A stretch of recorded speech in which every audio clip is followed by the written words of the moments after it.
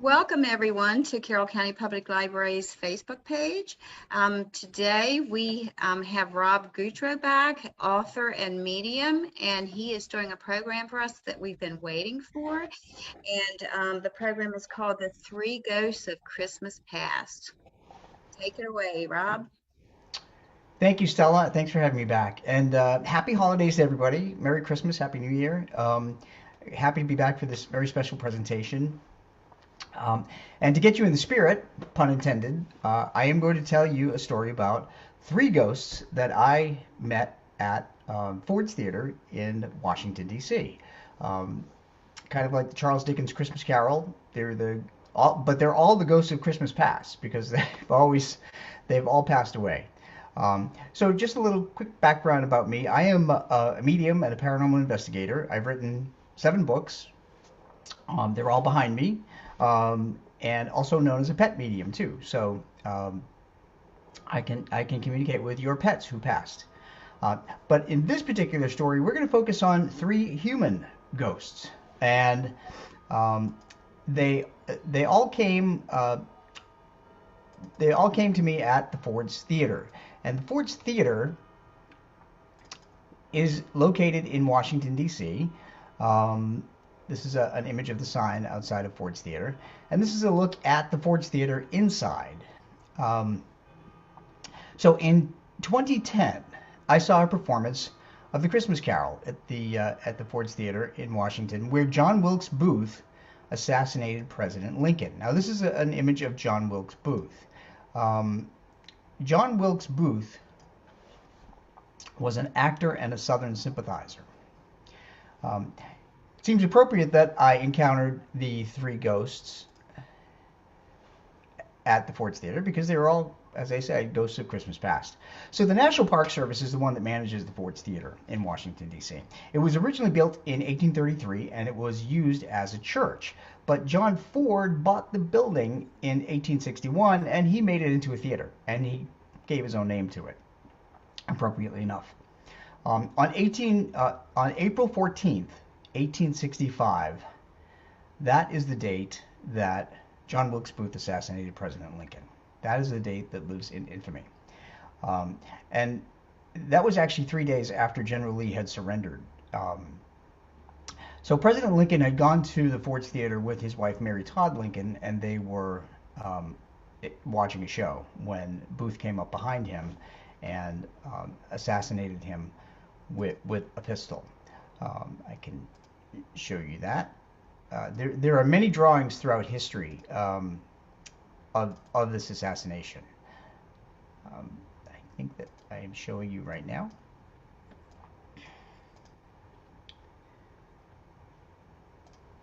Let's see. Oh, I think that's Mr. Booth that I'm showing you. There we go. That is one of the drawings of the assassination of President Lincoln. Um, so anyway, I had only known that um, going into the theater, um, but I went there in 2010 to see the Christmas Carol, and I wasn't thinking of anything. So before I went into the performance, I wandered around in the gift shop and I was looking for items and maybe trinkets. But that's when I sensed a presence that was next to me. Now, as a medium, you can feel when there is an earthbound ghost or a spirit who has crossed over. Spirits are usually like our loved ones, like your grandmother or grandfather who may have passed. And they come back to visit. We'll talk about that at the end. But ghosts are earthbound. They choose to stay at a fixed location, and they decide to spend the afterlife there. Well, when I went in the gift shop, there was a presence next to me, and it was kind of unnerving. It wasn't a living, breathing person. It was a ghost. So this ghost urged me to pick up a map from one of the displays, one of the gift shop displays. And I picked it up and I read it, and it said, map of John Wilkes Booth's escape trail. Now, when Booth assassinated President Lincoln, he fled out of the theater, jumped on horseback, and he rode to Southern Maryland. He rode to Dr. Mudd's house because he had broken his leg when he had jumped on the stage. So he rode to a doctor's house that he knew of so the doctor could set his leg. So that was the map actually that I was looking at. So a chill raced through me because I knew right then that I was standing next to the ghost of John Wilkes Booth. In my mind, I actually heard him confirm that that's in fact who he was. And he was really arrogant, and he was really headstrong. And the thing that he said to me, and as a medium we can hear, feel, sense, smell even, what a ghost is conveying. So I heard him in my head, not out loud, I heard him say that this is the site of my greatest act, which was the assassination of the president. Again, he was a Southern sympathizer. So he is still lingering there because he's very proud of what he did. He's very proud of the murder that he committed. So here's where it gets even more interesting, because in the next year, two friends of mine who are also mediums also visited Ford's Theater. Now, I didn't tell any of them that what I had encountered there. One came with me, and the other one went on his own. So in September 2011, our friend Ruth Larkin, who is known as the Beantown Medium, who gives great readings, by the way, very detailed readings, she joined us, and we took her on a trip and tour of Washington, D.C. Well, Ford's Theater was along the way, so we went in. As soon as we walked in the gift shop, I started getting a headache. Now, I get a headache whenever I'm in the presence of a ghost or a spirit. Then I heard a man say to me, "Look up." I knew that it was Booth. And I looked up, and I was staring at a wall, and there on the wall were all these books about John Wilkes Booth and the assassination of President Lincoln. So once again, he was pointing me to a clue to tell me who he was. So as he was talking to me, I felt the temperature drop in the room. Now, ghosts have the ability to drop the temperature in the room because they take the energy from the molecules of atmosphere that are moving. They slow down those molecules of atmosphere. And when you have slower moving molecules of air, that's cold air. When you have fast moving molecules of air, that's warm air. So when you take the motion, the energy of motion of those molecules, it creates a cold spot. And that's why paranormal investigators cite cold spots when they go on investigations. So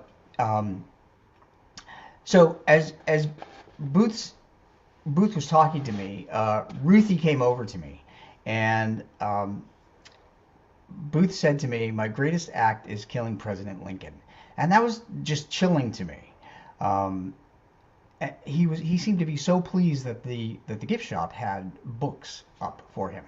So I called Ruthie over to me, and when she joined me, she said, "Rob, there's a really bad energy here. There's a man that's standing here. He was a really horrible person. He was arrogant, and he was headstrong." And she said, "I don't know who he was." And I said, "Ruthie, look at where you're standing." And she looked up, and she saw the same display I did about John Wilkes Booth. And she said, "Oh my God, Rob, that is John Wilkes Booth. He is still here. And he's here because he's very proud of his heinous act."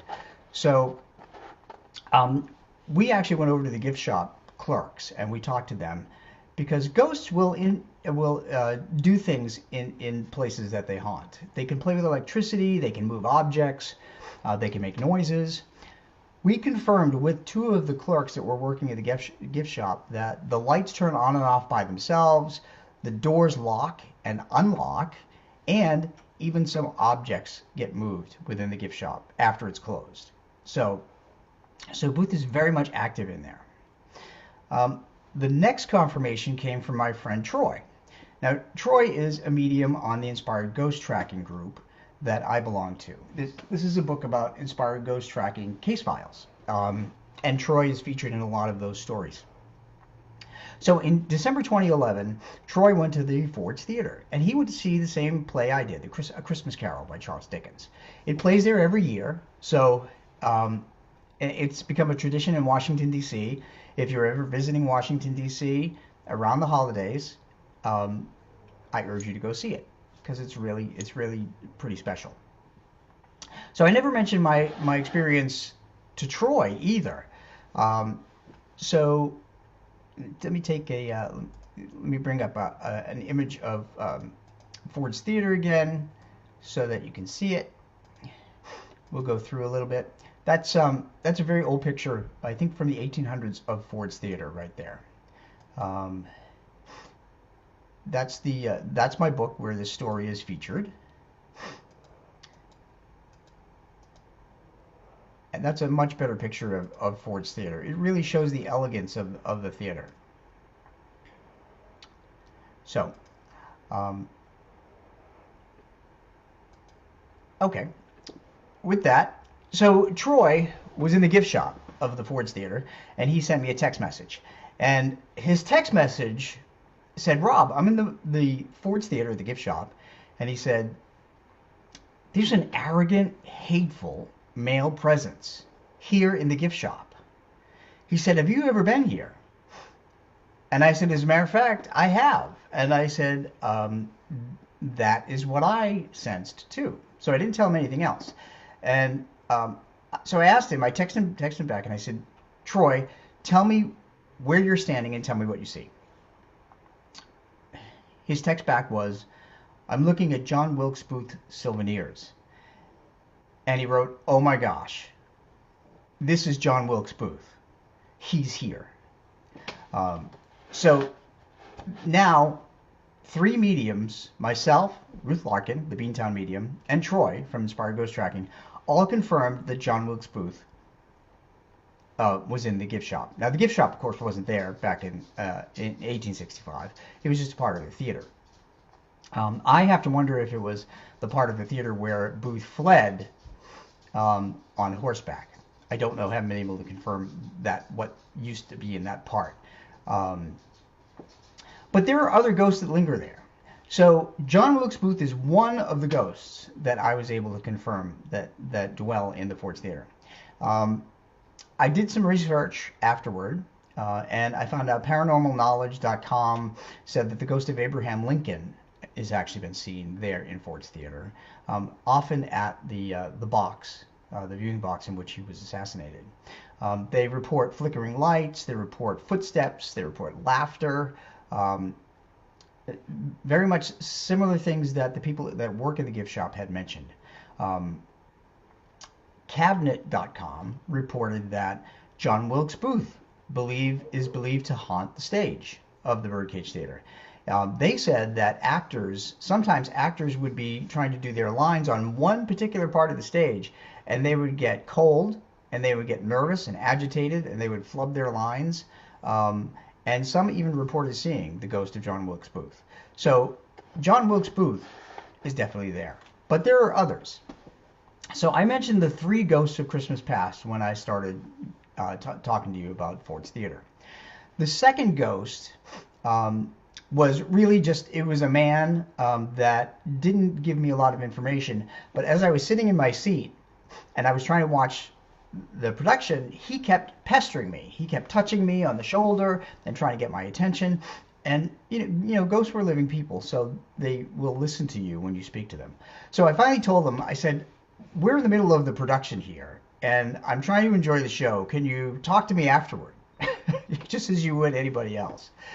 So he left me alone. So I never got to know who he was.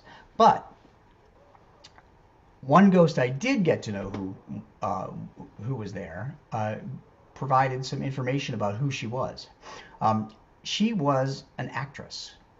And in 2010, when I was there and I encountered Booth and this man, I also encountered this actress. She told me her name was Marcia or Marcia or Marcy, something like that. It's very hard to hear, by the way, when spirits give their names or ghosts give their names. It's like a whisper. So ghosts also have the ability to show you the time period in your mind about where they lived and what was going on. And they do that so that they can prove their identity. Marcia showed me a dressing room backstage where she sat. And she showed me a mirror. And she also told me that it was in the